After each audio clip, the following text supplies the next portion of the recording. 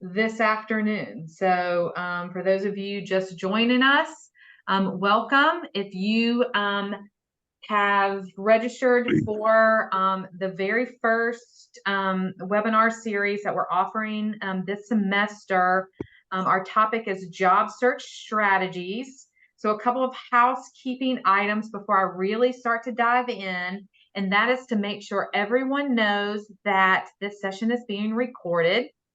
I ask that everybody put themselves on mute, right? So there's no background noise. And then sadly, I've got to wait until the end for questions. I'm flying solo this afternoon.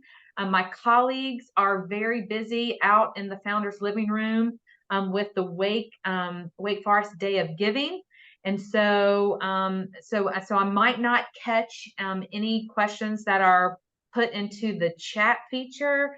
But if you could save your questions to the end, we should have plenty of time to gum over those. And so welcome, Job Search Strategies, the Wake Forest School of Business. We're so excited to offer these hour lunch and learns once a month.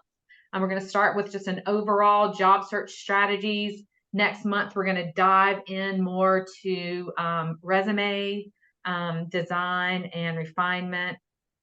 We'll do a session on LinkedIn. And then I do believe that our session in December is about making a pivot, job search pivoting. And so my name, well, I can't get this thing to go. There it is. My name is Sharon Vogler, and I've been here at the School of Business for 12 years. I've always worked in the School of Business, and I've always been a career coach in the School of Business. I've worked with all of our programs, from undergraduate business school students, for MBA students. I've worked a lot with our online MSBA student programs, but mainly the bulk of my experience here in the School of Business has been spent supporting our pre-experience master programs. So for those of you who are not familiar with them, we have three pre-experience master's programs, one in accounting, one in management, and then one in business analytics. These programs are designed for early career students. And so a lot of what I do today is I work as the director, right, of pre-experience master programs and make sure that those students have access to all the rich resources that Wake Forest has to offer.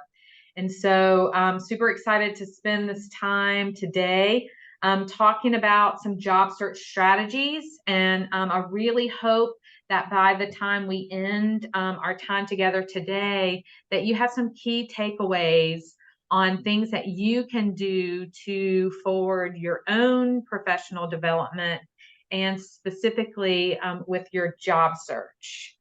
And so what I also want to make sure that everyone knows before we really dive into this really deeply is that everything that I have to show you today is all somewhere in our online resources. And so specifically, we have this Wake Forest Alumni Market Readiness and Engagement Career Toolkit.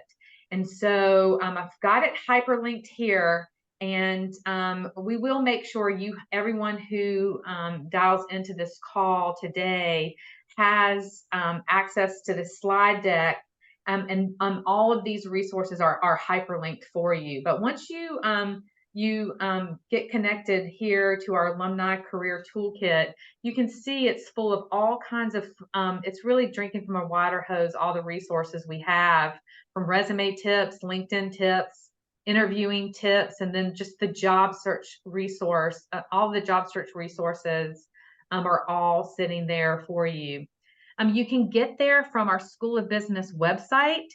And if you select alumni, and then over on the left-hand corner, there is a drop-down for career support, and that MRE toolkit can be found there as well. So hopefully you're as excited as I am to talk about job search strategies. And so I want to also remind everyone that a job search is a full-time job. So many of you have already, um, been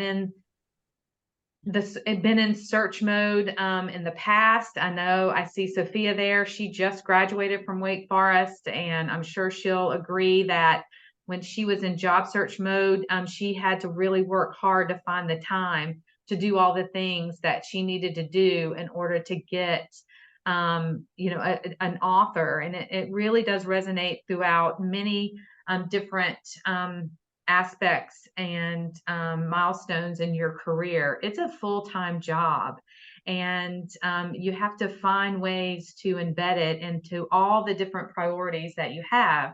So myself, I have a full-time job here at Wake Forest. I have a side hustle that I spend a lot of time outside of my time at Wake Forest accomplishing. And then I have a husband, I have a daughter, I have a house, I have 3 fur babies, and all of those things keep me really, really busy. And so, trying to carve out time for a really effective job search can be one of the hardest things, really, in a professional's list of things to do when it comes to a job search. So time management can be really difficult. But really, if you just winging it is never right. A good strategy. My boss always says, we'll say something in a meeting like, "Well, we hope it works out this way," and she constantly reminds us that hope is never a good strategy. And I would also tag on to that, and winging it is also never a good strategy. And so you want to really try to think thoughtfully through planning a job search and treating it like a project plan. So many of you have already had some really fantastic, successful careers. And so a part of what we accomplish every day as professionals are project planning initiatives. And so you have to kind of think about this as job search as a project plan, right? With milestones and goals and deadlines. These would be self-imposed, of course, so that you keep yourself on track and keep the train moving forward. So I'm going to talk about some ways today that you can put together a really solid project plan for your job search. Part of that is going to be understanding your skills, right? Taking inventory of the things that you have to offer, and then trying to identify places that maybe you have a gap, right? So thinking through the skill gap analysis. And then, this is a marketing project, right? You're marketing you are the product. And so we want to put together some consistent marketing materials that tell a very compelling story about what you have to offer to the world of business and the world of work. And none of this is going to be successful without really tapping into your network, the Wake Forest network, not only building your network, but nurturing your network and being able to use it to your benefit. Okay, sound good? I hope so. And so we want to think about this job search, right? As a project, and you have the autonomy to plan this project in a way that works best for you. So many of you may like to use Excel spreadsheets. You may even have access to some really great project planning platforms. You can use a good old-fashioned sticky notes, making a to-do list. It's all up to you as to how you keep up with this job search. And so, planning it out and giving yourself some milestones along the way to accomplish is super important. I like a to-do list. I'm one of those people that every day I start with a to-do list. And if I love to mark it off. Like I literally love making a line through things Even using the strike through method on Microsoft Word is something that I get really excited to do. I even will add, if I've accomplished something that's not on my to-do list, I'm the person who will actually add it to my physically handwritten list just so I can mark through it, right? And so creating this action item list for you is going to be really important. And then you've got to stay organized and stay on track. So we're going to talk about ways to do that. All right, so many of you are thinking about making a change. You're not on this call. Well, maybe you are on this call, but I would guess that most of you are on this call because either you have been in a situation where your job was eliminated. You may have a start date that might have been pushed back and you don't know what to do. It may be that you're currently in a role and you're just not happy. And so there's something intrinsically inside of you is hoping, right, is thinking about a move. And so as you sit in this discovery phase, right, of this whole process, you really need to reflect on what's making you want to make this move, right? What are you hoping to accomplish? Do you think that you're underpaid? Do you want to make more money? Do you want more autonomy? Do you need to actually make a physical move, meaning a significant other may have taken a job in another city and then you're, right, making that move with them? And so it may be, right, something that it may be out of your control that is making you want to make a move. And so taking the time to really reflect on what does this ideal next step really look like for me. If you are, a great example is this whole hybrid remote work modality roller coaster, right, that we've been on over the last 3 years. Of course, everyone knows everyone had to go into this remote world during the COVID pandemic. And then a lot of companies started to be really flexible in allowing this back to work choice. And so I have worked with a lot of clients and a lot of students who have said, I only want to be remote, right? And the company that they work for said, no, we've got this really expensive building. We've got these great facilities. We've got to get people back to the office. And so, that's been a big driver of people wanting to make some pretty significant moves. So you've got to think about, what does this really look like for me? Is it on site? Is it hybrid? Is it remote? Am I working for a large company? Am I working for a small company?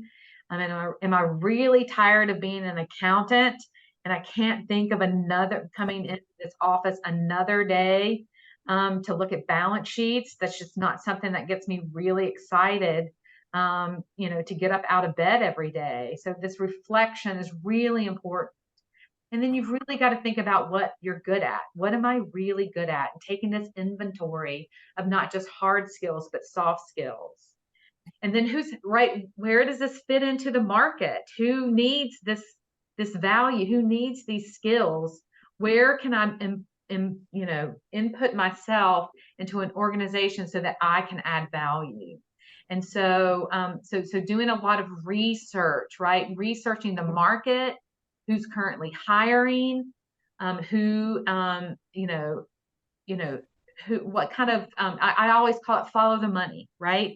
And so people say, well, the job market, there's not a whole lot of jobs right now in consulting. Why is consulting down? Because there's not a lot of deals being made, right? But there's a whole lot of jobs over in the healthcare space. How do the things that I know and the experience I have and the value that I have, how is this going to help an organization? And so you've got to get on, you've got to get on LinkedIn. You've got to just Google companies that are currently hiring, and read a lot of job descriptions and talk to a lot of people to really understand and reflect what could possibly be next for you. This is a sample of a job search action plan spreadsheet that I love to use. Of course, I do this for a living. And so I love to geek out anytime I can put a spreadsheet, right, to or any kind of data analysis around career services. And so I created this job search action plan, and it's based off of the principles that I learned about from a fellow colleague that works over in the Fuqua School of Business at Duke. And he wrote a book called The 2-Hour Job Search.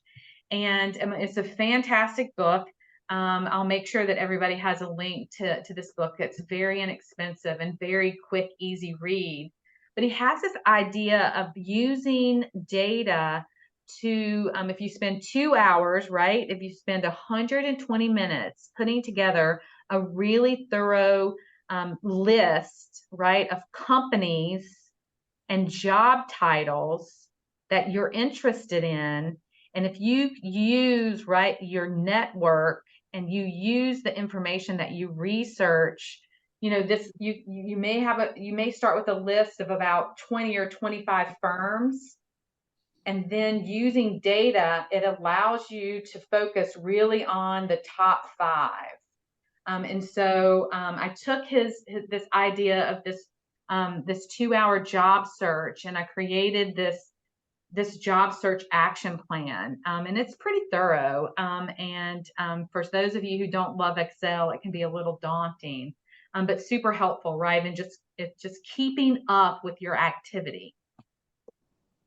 Like I said, I am a real big geek about sticky notes and to-do lists. So I love to use the sticky note feature that's on my laptop. And I give myself a to-do list that's about a week. You know, love to do it daily, but of course we all know how busy life can be. And so sometimes I like to look at the sticky notes that I use on my computer as a week, right? And this feature has a strike through method as well. So I get that satisfaction of marking these off my list. And really, for any of you who've ever been in sales, the job search, you can really think about the job search as, you know, a sales, in this sales mentality. So as a salesperson, you're always trying to fill, right, your sales funnel with leads. Okay, it's the same concept when it comes to the job search. You need to be constantly filling your sales funnel with leads, and these are job leads that are sourced from a number of different ways. Just listed a couple here. On my next slide, I'm going to show you a really thorough list. But as you continue to research these leads, most of these job opportunities will fall out of the funnel. So you have a really wide funnel at first, and as you research and apply for jobs and interview for jobs, the funnel gets narrow and more narrow. And so, you know, it's something you also want to think of it as not putting all your eggs in one basket, right? And so if you get one lead and you're really excited about it, and you get asked to interview and you go through the first round, you probably get really excited when you get to the second round. You may be in final rounds, and then all of a sudden they ghost you. Womp womp, right? And it happens every day. You think you've really nailed it. You've done everything that you're supposed to do and more, and then you just don't hear anything. And then weeks, sometimes sadly months later, you get the notice that they have, you know, gone with another candidate. And then you've got to start all over. And so I really challenge everyone to not put all of your eggs in that one basket, and to be constantly filling the funnel with more leads, more job more jobs that you're interested in, more people to network with. So that's this rich funnel of activity. And then by the end of this process, you'll have multiple, at least one, if not 2 or 3 job offers that you'll want to consider. And so we've put together a sourcing guide that I've got linked here. Let's see if it'll work for us without hanging up on everyone. Can everyone still see my screen? And it should take you to a Google Sheet. Thumbs up or just one heck yeah. Yes. Okay. Hi, Pearl. Hi, Sharon. How are you? So good. So good to see you. You look great. Oh, you're so sweet. Pearl and I go way back. And so here's a list that you all have access to. And it's a pretty thorough list of different places that you can source jobs. And so my 2 favorites are LinkedIn. LinkedIn is my very favorite job sourcing platform. And my second favorite is Indeed. LinkedIn has a really rich platform full of really great jobs. There's a little less noise on LinkedIn because companies, recruiters, whomever, you have to pay a pretty hefty fee to promote and advertise jobs on LinkedIn. For an example, a 30-day parking spot on LinkedIn could cost someone over $500 for 30 days. So you see a lot less noise on LinkedIn. I like Indeed for a completely opposite reason, and that is that Indeed is this aggregate. It's an aggregate database, and it sweeps the entire World Wide Web for all jobs. And so you see a lot of repetitive jobs on Indeed because those jobs are advertised in multiple places. So you have to get really good at filtering and doing keyword searches on Indeed. But one of the main reasons that I like it is because it gives you access and it helps you research some lesser known companies. Like if you do a really good keyword and filter search on Indeed, you'll come across companies that you didn't even know existed. And so it's a really good way to source jobs. Handshake is a system that we have here at Wake Forest. It's a on-campus recruiting platform and career services. So all things career services happen in Handshake here at Wake Forest. You can only get into Handshake if you have a Wake Forest email address. So for all of you, you would only be able to access Handshake with a Wake Forest alumni email address. But I do caution everyone, when you're in Handshake and you're looking at jobs, you have to remember that this is an on-campus platform. So many of the jobs are for entry level, like 0 to 3 years of experience. And so you don't see a whole lot of jobs on Handshake for experienced hires. But I do still think it's a good way to source opportunities or even source different types of companies that may be hiring right now. If they're hiring on the entry level, it may be a good thought to know that they are hiring on an experienced hire level as well. But super helpful. Gosh, there's almost 50 different places for you to look for jobs. All right, now I've got to get out of this and back to my PowerPoint. That could be really fun. All right, Pearl, did I do it? Yes, you did. So excited. So here's some really great sourcing tips for you guys, or sourcing sites for you guys to use. And then I think it's really important when you're thinking about any project plan or any goals, right, that you have for yourself, to stay focused and to stay organized. I think it's a really great technique to find an accountability partner. So very similar to showing up, right? to the gym, right? And so if I have established an accountability partner for myself, and I know that my sister is going to be waiting for me at the gym at 7 a.m. for a yoga class, I am 95% more likely to attend that yoga class because I know there's a human there waiting for me. Okay.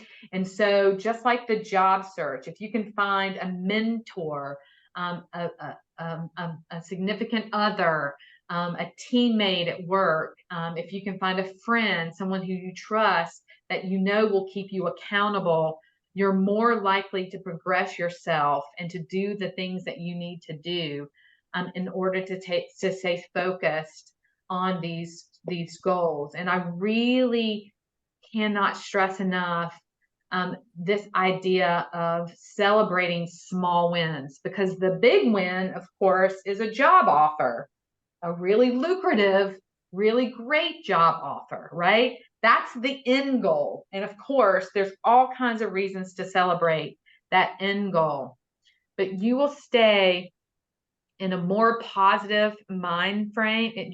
You'll stay in this more positive spirit if you can find ways to celebrate small goals. And for an example, when I was in sales, I was required, it was part of my job, that I had to do 10 cold calls a day. And that meant in the outside sales in a car by myself, sometimes in 100-degree weather with 100% humidity, sometimes in the pouring rain, sometimes 20 degrees, freezing cold. But I had to go and visit 10 accounts, cold call 10 accounts every day. And that day after day can get pretty grueling, especially when you get no results from it. So at the end of every day, if I hit that 10 cold call mark, I would celebrate this milestone and this small goal with an ice cold Diet Coke in the can. Okay, this will cost that this celebration treat would cost me less than 25 cents, and I'd have them waiting in my refrigerator at work, so that when I finished my day, 3:30, 4 o'clock in the afternoon, when I came back in, popped open that Diet Coke, and it tasted so delicious, right? I may treat myself to a Diet Coke, a cold Diet Coke in the can after this webinar today, right? And so it kept me motivated. It kept me in the spirit of, I did some things today to forward, right, my job. So find that one thing. It could be so many different things, so that you can then celebrate these small milestones every day. That's going to forward your job search. Okay, so let's get into some skill gap analysis. And so I've got a job description here. It is a job description I took right off of LinkedIn. It's for a compensation business analyst role at Facebook in Austin, Texas. It's a very popular job that a lot of our students get super duper excited about. So my eye immediately goes down to these minimum qualifications. Okay, minimum qualifications. Facebook is saying we've got to have somebody with a bachelor's degree in one of these disciplines, right? Economics, finance, statistics, math, HR, or business. I need somebody with 0 to 3 years of experience, right? 0 years of experience. It's pretty easy to get, right? But we need people with experience in Excel, including building analysis and models. That's required. And then they have this fourth bullet here of project management experience is preferred. Now, if a job description lists a qualification as required and you don't have that skill, it's probably a kick out. You're probably not going to be selected for that job. Now, if you do know Excel and you have a pretty basic or intermediate knowledge of Excel, but the word Excel, capitalized just like this, is nowhere on your resume, then it's going to be a kick out. You may not even include a skills section on your resume. You might not have used the word Excel to describe your accomplishments on your resume. And so taking this kind of inventory, right, of your hard skills and your soft skills will help you build out your resume in a very impactful way. But as you think about this inventory of hard skills and soft skills, you really need to do your own analysis, right? And so what's the difference between hard skills and soft skills? Hard skills are things that we can easily teach ourselves, or someone can teach us, right? If you only know English, you can learn another language. It's hard to learn another language, but you can, right? You can teach someone how to use Microsoft Excel. You can teach yourself how to use Microsoft Excel, right? So these skills are technical. You gain them through life experience, right? Through either your job or in school. Soft skills are a little harder to teach, right? They're personal habits and traits that shape how you work, not only with your own personal work, but how well you work with others. And you'll see, if any of you have ever read a job description, you will see a lot of soft skills mentioned on a job ad. And so if you find yourself lacking, right, especially hard skills, if you're lacking in this hard skill category, there are lots of resources out there where you can learn new things. I personally love LinkedIn Learning. If you don't have a premium account with LinkedIn Learning, then there is a fee for some of those courses, but you can absolutely take them and you can absolutely put them on your resume after you complete them. You can even get certifications through LinkedIn Learning on insert the skill. Other ones that I like are Udemy. Again, there's a cost for Udemy. Another one is Coursera. Those are really inexpensive and really helpful. There's a great government source called O-Net Online, and there's some really great ways to tap into some free government-sponsored resources there. And then check your own firm. If you're currently working, your company probably has some kind of online professional development platform. Workday's one, ADP's another one. They go on, and those are usually free for employees. And then our School of Business, right? We are doing all kinds of fun programming with. We just did one last week on using ChatGTP. Or we've got a series of Excel masterclasses that we're offering, and so make sure you take advantage of those as well. All right. Next, I want to move into the way that you show up, right? So you are marketing yourself. You are the product. You are the one that you're telling your own story, but it needs to be consistent. And so the 4 ways that you show up really in a job search is with your resume. The resume is really key, and we're going to spend some time talking about the resume in just a second. Along with the resume, your cover letter is a critical piece in you being able to tell a compelling story and send signals of alignment, right, with a particular job and with a particular firm. If you're not on LinkedIn, you need to have a LinkedIn profile. Not just having a profile, but really being active on the platform. I am going to spend a couple minutes talking about LinkedIn also. And then guys, social media is real. Companies will absolutely Google you. And so you want to think about how you're showing up on social media. If you have, real hot political or religious content on your social media. That could be a turnoff for potential employers. So you really need to think through what your social media content looks like especially during a job search.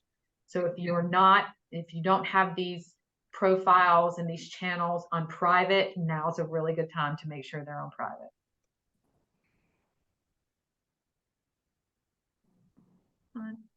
There we go. All right, so let's talk about the resume for just a second. And again, our next webinar that we're doing next month, it's the second Tuesday in October.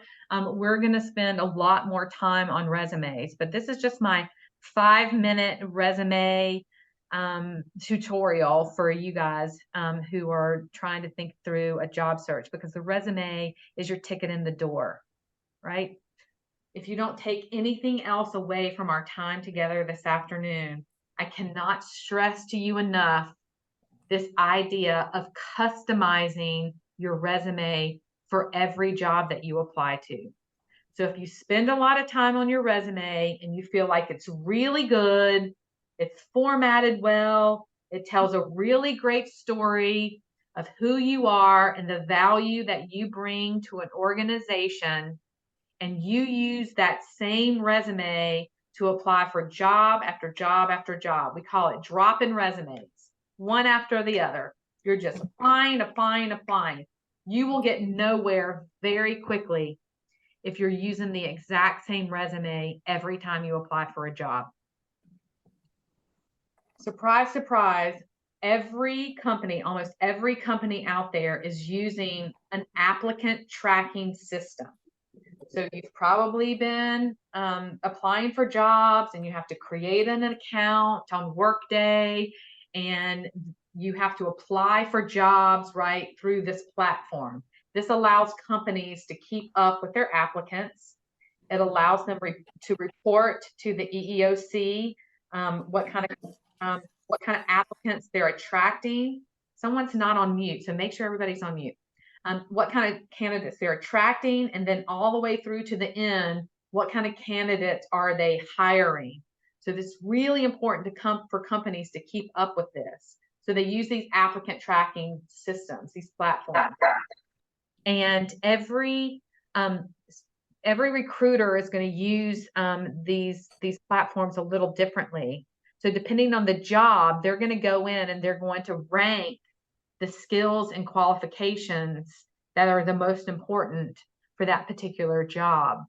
And so your resume is going to go through this applicant tracking system, and artificial intelligence, AI, is going to look at your resume first and advise the recruiter how it's going to give you a net promoter score, and it's going to say this person is X% qualified for the job. We've even used a system here at Wake Forest through Workday that will rank all the candidates. So I may get 25 applications for a job. Workday is going to send me the top 5 candidates that are the most qualified based off of artificial intelligence. No human eyes even look at this thing traditionally. So you've got to customize it, okay? And so there are 2 really helpful platforms that help you customize it. Those are free platforms. One's called jobscan.com, and the other one is SkillSyncer. And at the end, I will make sure you have access to these tools. They're completely free, and you can put your resume in you can put your resume on the platform and a job, and it does the AI for you, and it'll tell you the words that it's missing. Super, super helpful. But real quickly, this is a sample resume that we use here in the School of Business. It's already a little outdated because we do not advise anyone to put physical addresses on your resume anymore.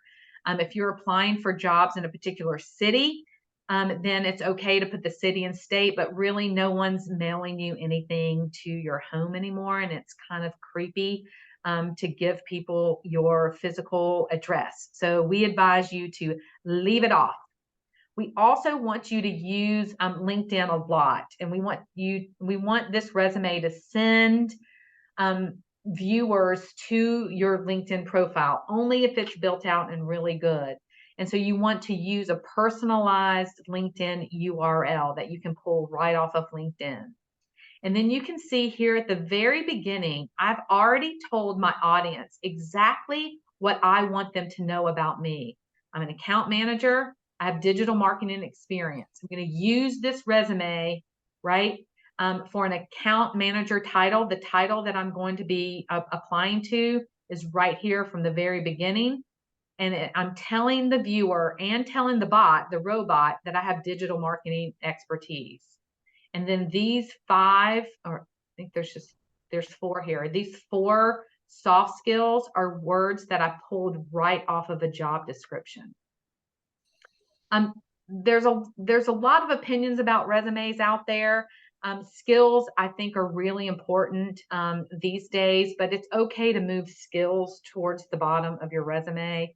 If you're applying for a more technical role, then we advise you to put the skills up at the beginning. Your professional experience, here we go. Better skills, right? Your professional experience should be in chronological order with the most recent job first. We want to make this super easy for the reader. So we want all of the content to be in bullets, and we want them to be written as accomplishment-driven statements. They're not sentences, so there are no periods. You want to make sure these bullets are no more than 2 lines, right? And they need to be driven by results. Anytime you can add a number, a dollar amount, or a percentage, it's only going to elevate the content even more. So I want you to think about the content under professional experience as what you've accomplished, not what you do every day. Okay. You just don't want it to be this laundry list of duties and responsibilities. Okay. Leadership and community involvement can be collapsed. And really education, if you're right out of school, then we advise you to put education up at the top. If you're more than 3 years out of school, education should be on the bottom. And then we really see a lot of people really love to see like interest, but it's a very flexible section on your resume.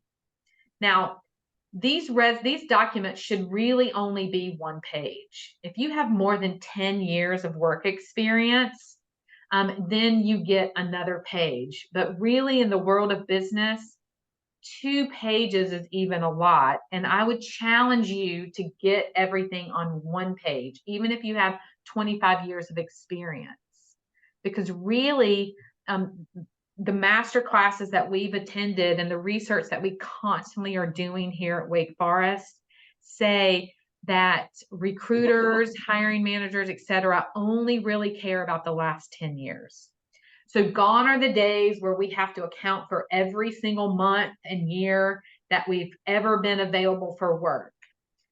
The market and the job market especially has been so treacherous, especially the last 3 years, that it's perfectly normal to have shorter time frames at companies, shorter tenures at companies. And there's a lot of contract work that happens these days, and these contracts are short. And so this is perfectly acceptable to have these types of gaps, or these types of this continually jumping jobs is no longer a thing that we need to be concerned about. And I know a lot of you probably have lots of questions about resumes, so I really encourage you to come to attend our next webinar. Here we go again. Boom. Your cover letter is a part of your marketing materials. And we get this question a lot, and that is, should I write a cover letter? The good news is that no, you should not write a cover letter if one is not required. Of course, if it is required, you should write it, right? And it should be really good. And it should be targeted towards the actual job. They have a list of requirements and qualifications that they need you to bring to the table. And you have those. So you're connecting the dots in a very meaningful, intentional, and direct way. That's why we use these bullets. And the bullets that we've used here in this cover letter are words that are taken directly off of the job description. Okay. Another thing I'd like you to note is that it's the consistency and font format, font size. It all feels like a very cohesive package. Okay, so you want this marketing, right, to be very consistent. And so you want to use the same type of header, headline, the same font size. Again, these cover letters should not be any longer than 1 page, and they need to be really concise. All right, let's jump over to LinkedIn. Just going to do a quick time check. It's 12:47 already. We're rocking and rolling today. And so I want you to pay close attention to some things on LinkedIn. And that the first thing I want you to think about is the background picture.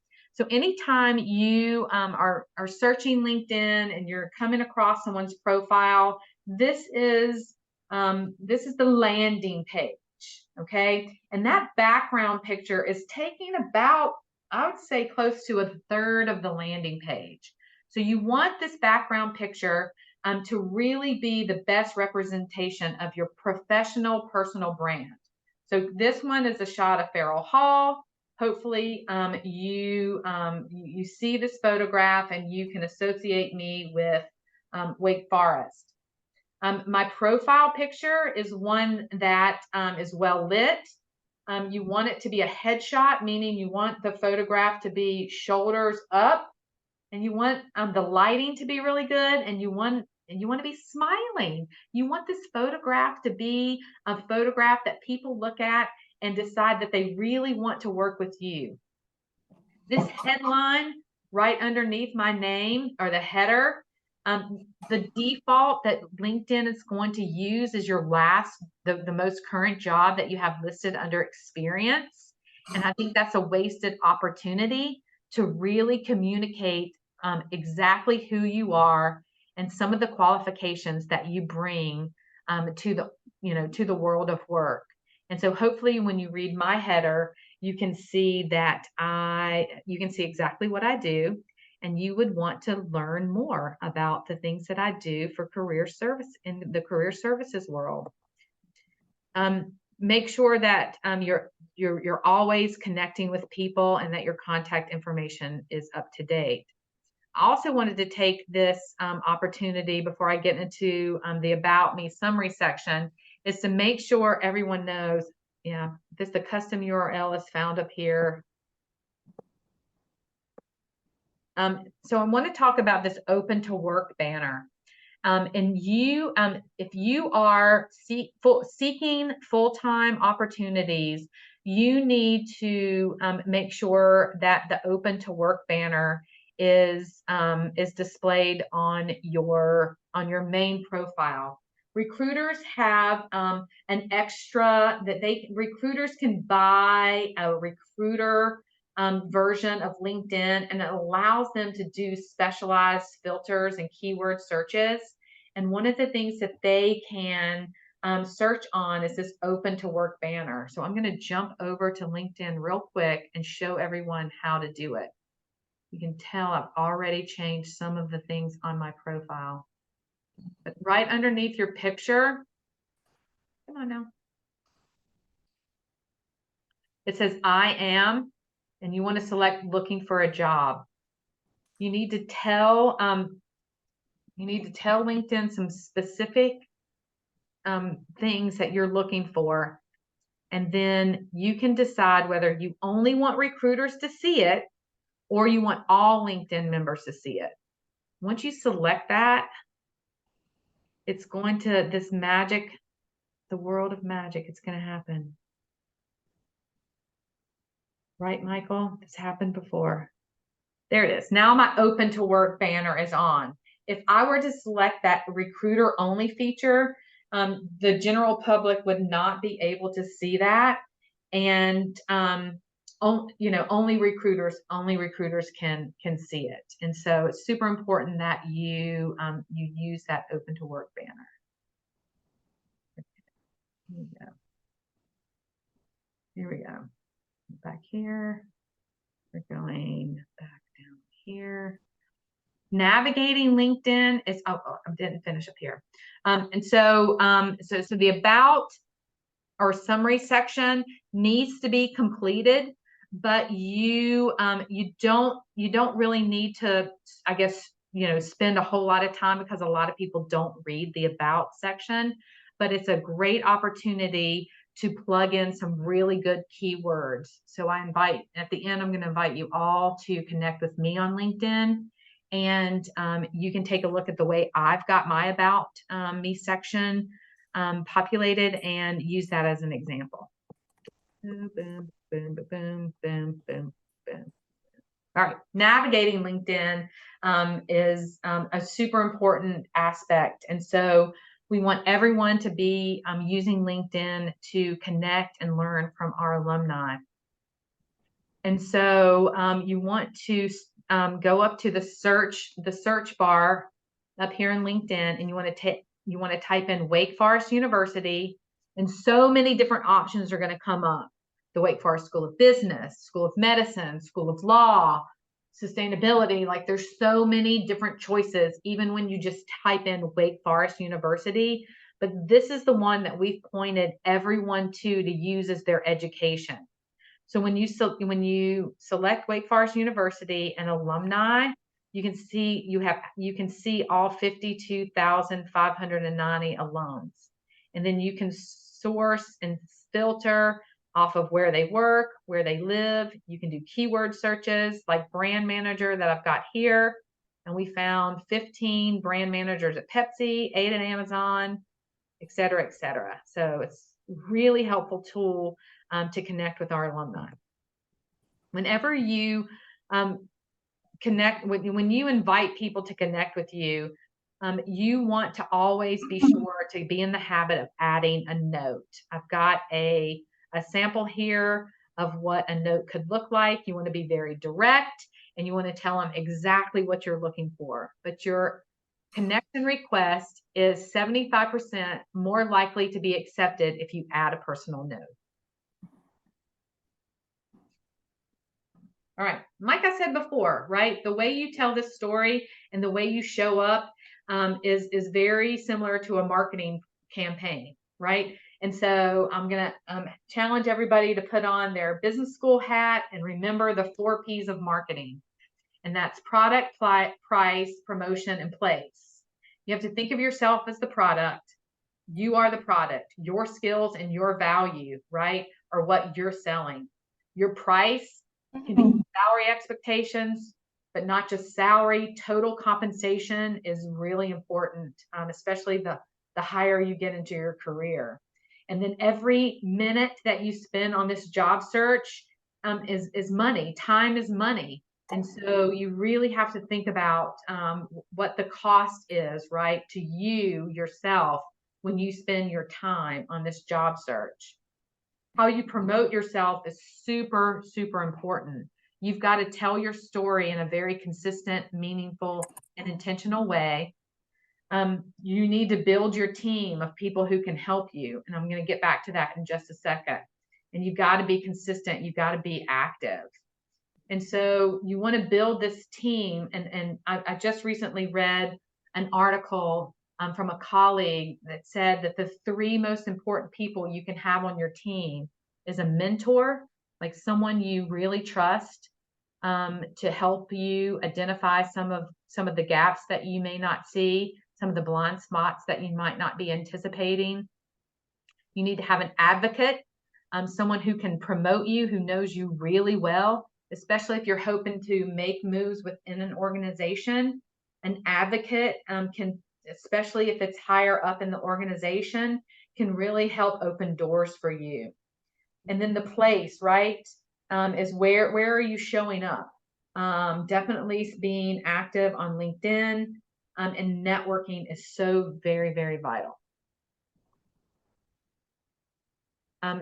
So it's really the secret sauce, right? The magic wand, and the silver bullet.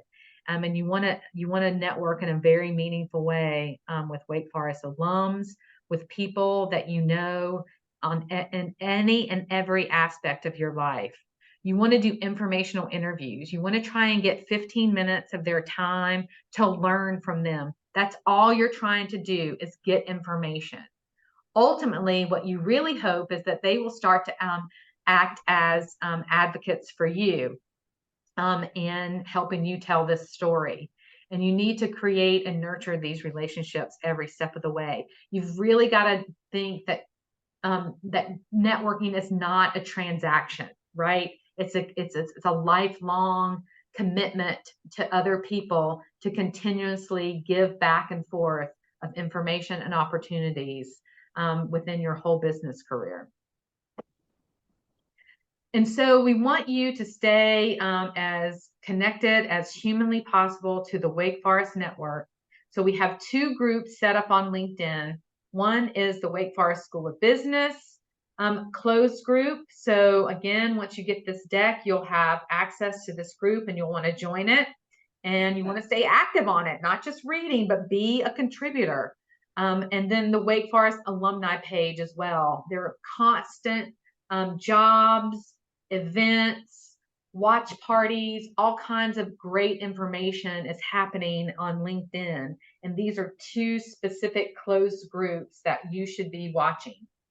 And then each one of our major markets that we're in has a LinkedIn closed group.